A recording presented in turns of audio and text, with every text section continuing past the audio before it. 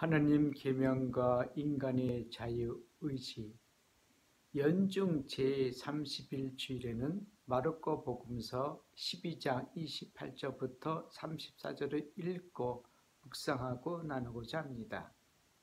오늘 복음서에서 율법학자가 예수님께 계명 중 첫째가는 계명이 무엇인지를 묻고 예수님께서는 첫째 계명뿐만 아니라 둘째 계명을 말씀해 주십니다. 율법학자는 이 두 계명을 지키는 것이 모든 번제물과 희생제물보다 낫다고 말하자 예수님께서는 그 율법학자에게 너는 하나님 나라에서 멀리 있지 않다고 하십니다. 34절. 오늘 마르코 복음서 외에 가장 큰 계명에 대한 이야기는 마테오 복음서와 루카 복음서에도 나오는 이야기이지만 마테오 복음서에서는 바리사의 사람들 중 율법 교사 한 사람이 예수님을 시험하기 위하여 묻는 이야기가 나오고 루카 복음서에서는 율법 교사가 영원한 생명을 받을 수 있는 방법을 예수님께 묻자 예수님께서는 율법에 무엇이라고 쓰여 있고 그것을 너는 어떻게 읽었느냐 하시며 예수님께서 반문하십니다. 율법교사는 율법에 기록된 것을 말하자 예수님께서는 영원한 생명이 얻는다는 말씀을 하지 않으시고 그러면 내가 살 것이라고 하십니다. 10장 28절. 오늘 복음서에 나온 가장 큰 계명과 둘째 계명을 지키면 영원한 생명을 얻을 수 있습니까? 없습니까? 정답은 그것으로 부족하다는 것입니다. 오늘 복음서 이외에 영원한 생명을 받는 방법을 물었던 사람을 기억하실 겁니다. 그때 예수님께서는 너에게 부족한 것이 하나 있다. 가서 가진 것을 팔아 가난한 이들에게 주어라. 그러면 내가 하늘에서 보물을 찾게 될 것이다. 그리고 와서 나를 따르라. 마르코 복음서 10장 21절. 계명을 잘 지킨다 해서 영원한 생명을 받는데 부족하다는 것입니다. 오늘은 우리들의 신앙의 행위에 대하여 묵상해 보겠습니다. 오늘 복음서에서 유다인들은 번제물과 희생제물을 바칩니다.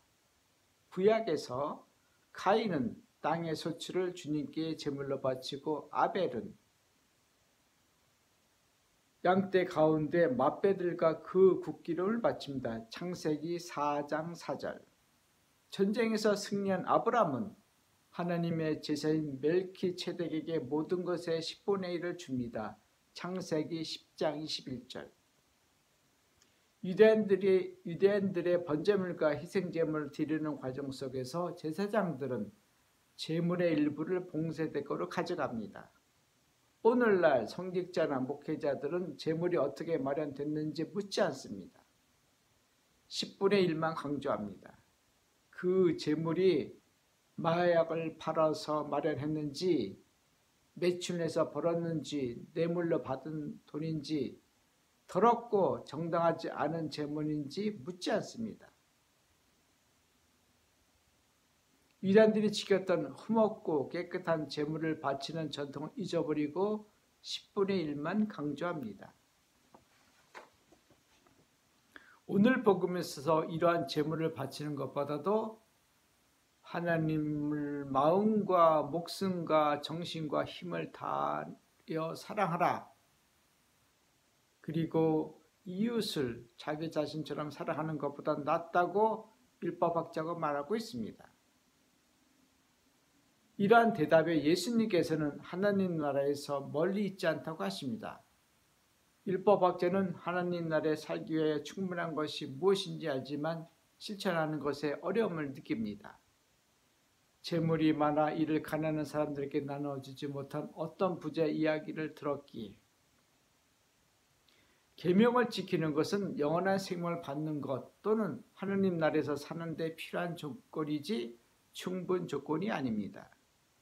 예수님께서 계명을 어려서부터 지켜온 사람에게 자신이 가진 것을 가난한 사람들에게 주라는 말씀은 사이비 종교 교주나 사람들을 맹신도나 광신도로 만드는데 악용되어 왔고 계속 악용될 것입니다.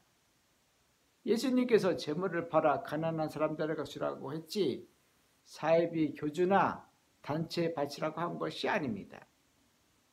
가난한 사람들에게 줄 때는 언제나 억지로 하는 것이 아니라 자유의지로 해야 하는 것입니다. 자유의지가 발동하기 위해서는 대상과 뇌가 소통해야 합니다. 인간에게 주어진 자유의지 논쟁은 창세기 아담이 선악과를 따먹은 후에 수천 년 동안 지속된 철학적 논쟁입니다. 1980년대에는 철학자들의 논쟁에 뇌과학자들이 끼어들었습니다. 지금으로부터 40년 전 40개 대학 90명의 뇌과학자, 철학자들이 700만 달러가 투입된 연구에서 자유의지에 대한 연구를 진행했는데 종교적, 윤리적, 법적, 과학적 연구에 대한 답을 얻었습니다. 오늘 복음서 묵상을 통하여 나누고 싶은 것은 계명을 지키는데 그것이 그리고 자신이 가지고 있는 재물을 가난한 사람들에게 나눠주는 것에 자유의지가 있어야 한다는 것입니다. 과학자들이 밝혀낸 사람들의 행동 전에 뇌파가 먼저 나왔다는 것입니다. 이를 뇌과학자들은 readiness potential이라 부르는데 즉 잠재된 준비성인데 창세기에서 나오는 말로 설명드리자면 선악과가 먹음스럽게 보였듯이 첫째 계명과 둘째 계명을 지키는데 어려움이 없거나 지키고 싶은 마음이 있어야 한다는 것입니다. 이런 마음이 없고 지키라고 하니 지켜야 하겠다는 강제성 때문에 자유의지가 발동할 수 없습니다. 선악과가 먹음직스럽게 보였듯이 첫째 계명과 둘째 계명과 가진 재산을 가난한 사람들에게 나눠주면 영원한 생명과 하나님 나라에서 살 수 있다는 마음이 들어야 합니다. 좀 잠재된 준비성은 하나님께서 인간을 창조하실 때 주어진 선물입니다. 좀 더 성숙한 신앙인이 되기 위해서는 가장 큰 계명과 둘째 계명도 가난한 사람들에게 자신의 재산을 나눠주는 것도 잠재된 준비성을 통하여 자기의 자유의지로 선택할 수 있도록 그리고 진정한 자유를 느낄 수 있었으면 합니다. 고맙습니다.